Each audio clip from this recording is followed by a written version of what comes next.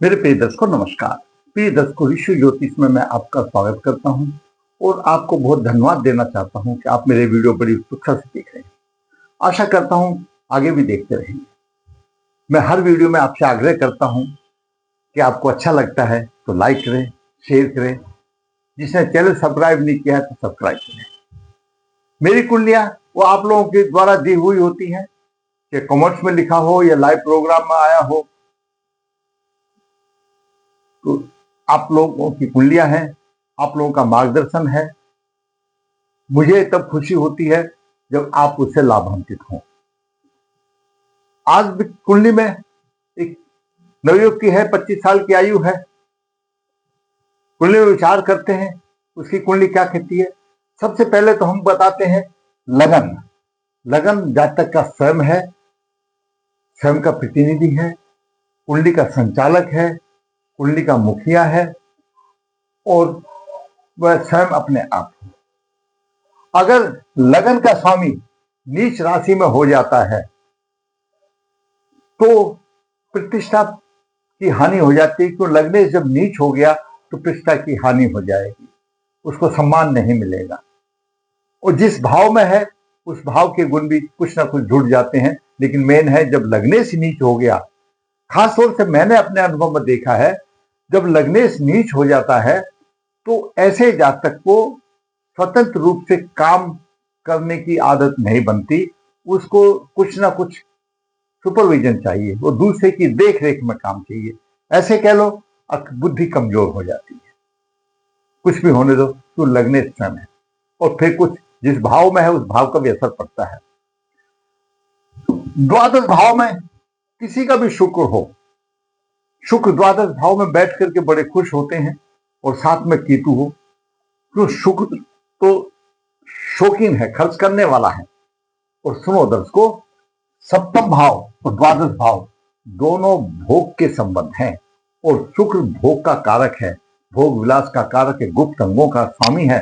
अगर शुक्र पीड़ित हो जाता है तो अपने कोई भी जातक हो उसको थोड़ा संभल के चाहिए, नहीं तो बदनामी भी हो सकती है समाज में। तो वो भी है, खर्चा अधिक कर ही देगा, अधिक धन का व्यर्थ खर्चा करेगा, बेकार का खर्चा करेगा। और दर्शकों, आप लोगों ने कई देखा होगा, शास्त्र बताता है, मैंने तो कोई महसूस किया नहीं है या किसी ने आके बताया हो वो विपरीत फल हो।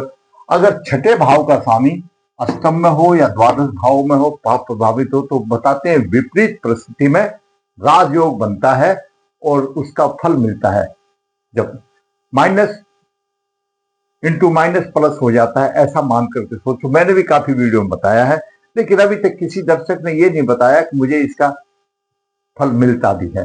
शास्त्र में लिखा है तो मैंने बता दिया।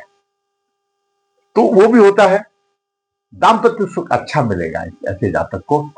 शुक्र यहां पर आ गया, कामुकता तो बढ़ी जाएगी, खर्चा भी होगा, दाम्पत्य सुख भी अच्छा मिलेगा, लेकिन काम करके खुश नहीं होगा वो।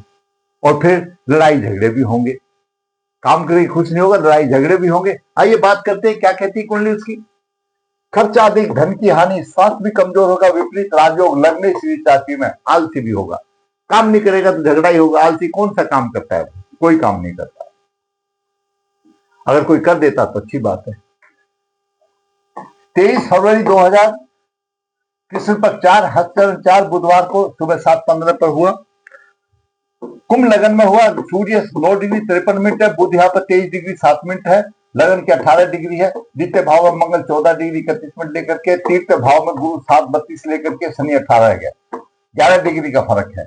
अगर ये गुरु और शनि यहाँ पर नजदीक अंशों में होते हैं तो ज्योतिष का बहुत बड़ा सूत्र है, अब उसको वैराग की आ जाए तो उसको मतलब किसी चीज से मोह नहीं होता, ना धन का, ना संतान का, ना स्त्री का, बहुत ही अल्प मात्रा में उसको सुख मिलता है। लेकिन यहाँ पर दृष्ट है, लगने से यहाँ पर नीच राशि में हो गया तो प्रतिष्ठा की कमी हो गई।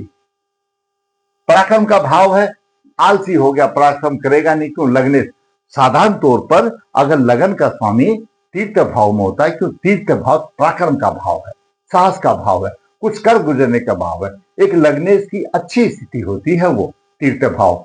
मतलब ये कहो कि ये बालक कुछ करके खाएगा, कुछ करके दिखाएगा। लेकिन यहाँ पर नीच हो गया तो उसको तो सोते से उठाना ही मुश्किल है, इतना आलसी हो जाएगा। और वो कहते हैं, हम जब पढ़ते थे ना, आप लोगों ने पढ़ा या नहीं पढ़ा, कि जामुन के पेड़ के नीचे लेट जाओ, मुंह खुला करके कोई जामुन नीचे गिर जाएगी, तो ऐसी भी स्थिति हो जाती है। छठे भाव में राहु है, हमेशा छठे भाव में राहु बलवान बनता है। और अष्टम भाव में चंद्रमा है, चंद्रमा छठे भाव का स्वामी अष्टम भाव में है। द्वादश भाव में शुक्र मकर राशि में 12 डिग्री लेके केतु 7 में है।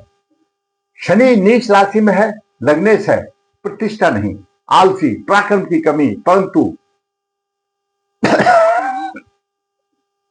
भाग्यशाली होगा। तू उच्च दृष्टि से देख रहा है, तीसरी दृष्टि से यहां पर देख रहा है, शिक्षा संतान में भी अच्छा देगा, क्यों लग्नेश है, मित्र राशि को देख रहा है इसी, और सातम दृष्टि से उच्च दृष्टि से भाग देखता, परल भगवान भी होगा, ऐसा कहता है।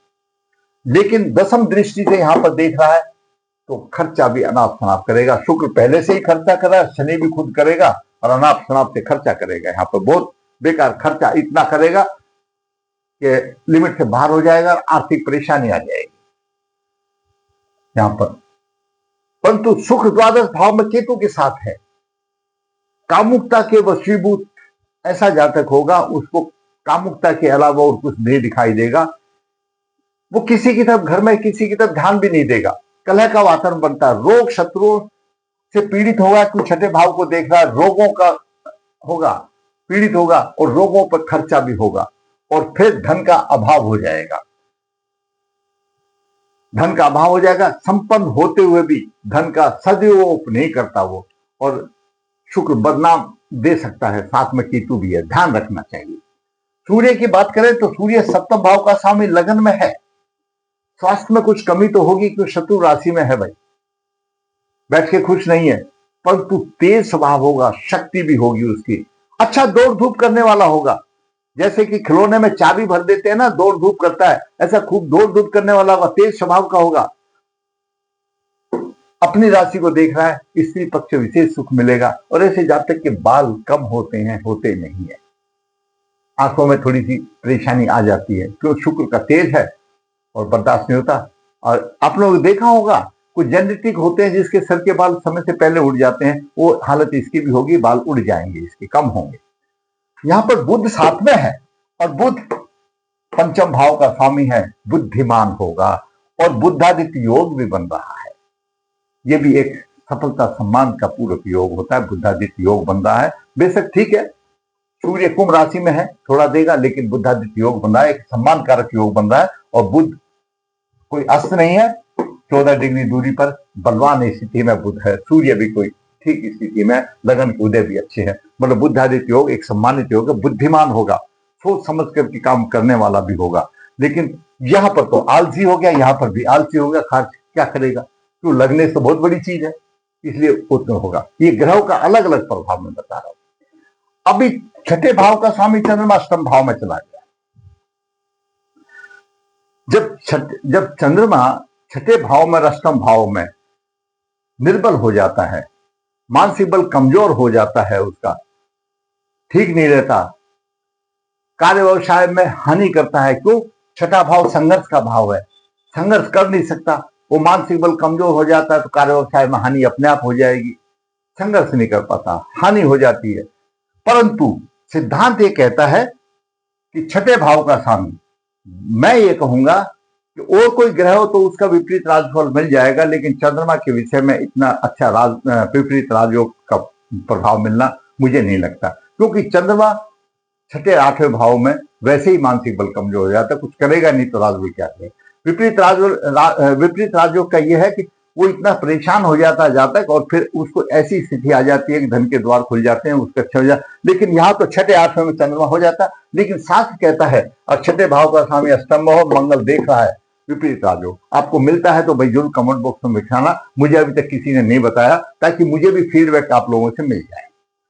मंगल यहां पर तृतीय भाव का स्वामी, दसम भाव का स्वामी, तृतीय भाव से दूसरे भाव में द्वादश में चला गया तो भाई बहनों के संबंध में थोड़ा सा अच्छा नहीं रखता। भाई खाने पीने वाला आदमी होगा ये, मंगल मीन राशि में यहां पर है तो खाने पीने वाला आदमी होगा, खाने पीने में किसी चीज का हेजिटेशन नहीं होगा, व्यवसाय में परिश्रम करके थोड़ा सा ले गया, क्यों? दसम भाव का स्वामी है, अपने आप को एडजस्ट कर लेगा व्यवसाय में करके।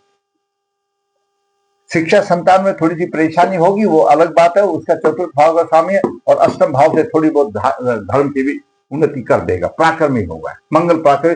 लेकिन मंगल किसको पराक्रमी बनाएगा? जब लग्नेश यहाँ होगा, लग्नेश ही तो बलवान चाहिए ना, पराक्रमी तो वो बनेगा ना लग्नेश हो, तो वो इतना भी ग्रहों का प्रभाव है, इसलिए मैं आपको बताऊं, हो सकता है आपका लग्नेश अच्छी स्थिति में हो। गुरु पंचम दृष्टि से सप्तम भाव को देख रहा है, जीवन साथी अच्छा होगा, भाग्य की भी वृद्धि होगी सप्तम दृष्टि से, और नौ दृष्टि से धन की अच्छी आमदनी होगी। गुरु उसको धन की अच्छी आमदनी भी दे रहे हैं, मंगल कार्य दे रहा है तो गुरु भी आमदनी भी दे रहे हैं, होगा, अच्छा होगा, उसमें कोई दो राय नहीं, करामा देगा। राहु शत्रु पक्ष में प्रभाव होगा, मनोबल अच्छा होगा, महसूस नहीं होने देगा, वो अंदर से कटेगा भी लेकिन महसूस नहीं होगा। व्यवसाय में उतार चढ़ाव देगा, पांचम दृष्टि देख रहा है, खर्चा अधिक करेगा, खर्चा अनाप शनाप का खर्च करेगा, और नौ दृष्टि से यहां से देख रहा है, घरेलू कुटुंब के ऊपर भी खर्चा करेगा, भरण पोषण करेगा, उसके ऊपर पूरा पैसा उसका बर्बाद हो जाएगा, और मंगल भी पीड़ित हो रहा है, यहाँ पर मंगल भी राहु से पीड़ित हो रहा है। जब मंगल पीड़ित हो रहा है तो शायद भी थोड़ा सा कमजोर हो जाएगा, ये भी हो जाएगा। तो केतु खर्चा तो कर ही रहा है, पंचम दृष्टि यहां पर चतुर्थ भाव को देख रहा है, घरेलू सुखों की हानि करेगा। जहां पर छठे भाव को देख रहा है, थोड़ा साहसी होगा चलो, लेकिन घरेलू सुख की हानि होगी। नौ दृष्टि यहां पर चंद्रमा पर आ गई, तो 15 डिग्री का अंतर है, थोड़ा बहुत रहेगा, एक झलक सी रहेगी, इतना ज्यादा कोई नहीं रहेगा। तो सवाल ये आ गया, लास्ट में हम इस नतीजे पे पहुंचे हैं, द्वादश भाव में शुक्र है और केतु है, राहु की भी दृष्टि है। राहु की दृष्टि द्वादश भाव में, तीन ग्रह यहाँ पर अनाप शनाप खर्चा करें, राहु यहाँ पर द्वितीय भाव को भी देख रहा है। जब राहु द्वितीय भाव को देखता है, या तो कुटुंब को धोखा देगा या कुटुंब वालों से भी उसको धोखा मिलेगा, खूब खर्चा करने के बाद भी उसको कोई बड़ाई नहीं मिलेगी। क्यों? कुटुंब भाव को राहु देख रहा है, मीन राशि में मंगल को देख रहा है, खर्चा भी होगा और कुटुंब को या तो धोखा देगा, कुटुंब से भी उसको धोखा मिल जाएगा। शुक्र चतुर्थ भाव का स्वामी है, तो सुखों की हानि होती है, भाग्य की भी थोड़ी सी कमी रहेगी, लेकिन लग्नेश देखा उसका। खास बात यह है कि शुक्र भोग विलास का कारक है, केतु के साथ यह हो गया, दाम्पत्य जीवन खराब कर सकता है। ऐसा लाल किताब तो ये कहती है कि शुक्र के साथ केतु हो तो पड़ोसी का भी दाम्पत्य जीवन खराब हो जाता है, ऐसी कंडीशन आ जाती है। ऐसा जातक हमेशा उसको कामुता के बस में रहेगा, उसको और कुछ चीज नहीं दिखाई देगी, काम उसको नहीं दिखाई देगा, लेकिन आदत ऐसी है कि द्वादश भाव में शुक्र हो गया, केतु की बात है, संभल के रहना चाहिए, नहीं तो परेशानी आ जाती है। लग्नेश नीच राशि में हो गया, साहस और प्रतिष्ठा की नहीं, गुरु की चल रही है, तो ऐसे जातक का कोई खास सामान्य है, काम चल रहा है, काम भी हो रहा है। क्यों? कर्म भाव का मंगल स्वामी कुछ ना कुछ काम तो करेगा, आमदनी भी चल रही है, भाई दाम्पत्य सुख भी मिल रहा है, एक साधारण पुरुष जैसा रहेगा, अनाप शनाप खर्चा करेगा जैसे अपने बच्चे बाकी भी कर देते हैं, और उतनी कोई विशेषता नहीं। वृष नवास में कोई ग्रह नहीं है, और पुष्कर नवास में राहु केतु आ गए, राहु केतु तो अनस्कारी है भाई, राहु केतु का तो गदर ही हो गया। राहु ने यहाँ व्यवसाय में भी दिया, इसमें दिया, धन कुटुंब में भी परेशानी दी, केतु भी किसी है। जब राहु केतु पुष्कर नवास में हो गए तो वो तो खर्च के करने वाले हैं, अशुभ फलदात है, और शुभता बढ़ जाएगी। कुंडली सामान्य है, संघर्ष तो है, पितृदोष है, जो प्रतिष्ठा नहीं है। ऐसे जातकों को पितृदोष निकाल करके और गले में भागवती लाकर धारण करें, शनि का, बुध का और शुक्र का, राहत अवश्य मिलेगी, दाम्पत्य सुख अच्छा है। सामान्य कुंडली है, कोई प्रतिष्ठा